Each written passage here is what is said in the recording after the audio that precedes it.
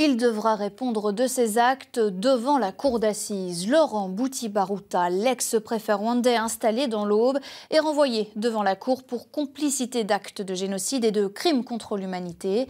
Une victoire pour le collectif des partis civils pour le Rwanda. Les explications avec Mathieu Guéraud. Sous son chapeau, Laurent Bouti-Baruta, un ancien préfet rwandais installé dans l'Aube depuis le début des années 2000 et aujourd'hui rattrapé par la justice française. Le 24 décembre dernier, un juge d'instruction parisien décide de son renvoi devant une cour d'assises. L'homme est soupçonné de complicité d'actes de génocide et de crimes contre l'humanité. En 1994, Laurent Bouti-Baruta officie dans la province de Kigongolo, l'une des régions où les massacres contre les Tutsis seront les plus violents. 800 000 morts en tout au Rwanda en seulement 4 mois.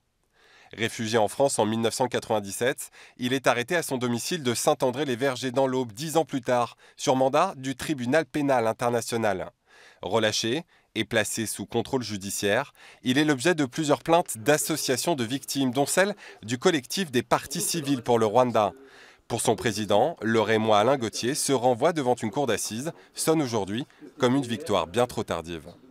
Malheureusement, oui, c'était il y a 25 ans. Ça veut dire que lui, comme beaucoup d'autres, viennent de passer 25 ans en toute impunité, qu'ils vont encore gagner un certain nombre de mois ou d'années. Monsieur Bouti-Baruta a, je crois, 80 ans aujourd'hui. C'est inquiétant pour la justice et c'est inquiétant pour les victimes qui attendent ces procès. L'avocat de Laurent Bouti-Baruta a annoncé son intention d'interjeter appel, retardant d'ores et déjà la tenue du procès.